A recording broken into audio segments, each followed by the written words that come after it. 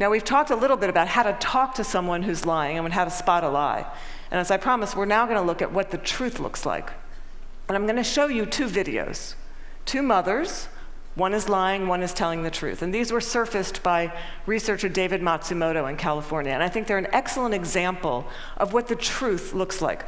This mother, Diane Downs, shot her kids at close range, drove them to the hospital while they bled all over the car, claimed a scraggy-haired stranger did it. And you'll see when you see the video, she can't even pretend to be an agonizing mother. What you want to look for here is an incredible discrepancy between horrific events that she describes and her very, very cool demeanor. And if you look closely, you'll see duping delight throughout this video. But at night, when I close my eyes, I can see Christy reaching her hand out to me while I'm driving, and the blood just keep coming out of her mouth. And that, maybe it'll fade too with time, but I don't think so.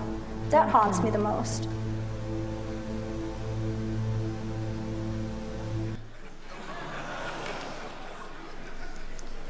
Now I'm going to show you a video of an actual grieving mother, Erin Runyon, confronting her daughter's murderer and torturer in court. Here you're going to see no false emotion, just the authentic expression of a mother's agony. I wrote this statement on the 3rd anniversary of the night you took my baby. And you hurt her, and you crushed her, you terrified her, until her heart stopped.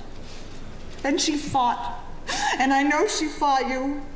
I know she looked at you with those amazing brown eyes, and you still wanted to kill her. And I don't understand it, and I never will.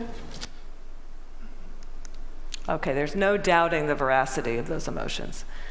Now, the technology around what the truth looks like is progressing on, the science of it. We know, for example, that we now have specialized eye trackers, infrared brain scans, MRIs that can decode the signals that our bodies send out when we're trying to be deceptive. And these technologies are going to be marketed to all of us as panaceas for deceit. And they will prove incredibly useful someday. But you've got to ask yourself, in the meantime, who do you want on your side of the meeting? Someone who's trained in getting to the truth, or some guy who's going to drag a 400-pound electroencephalogram through the door?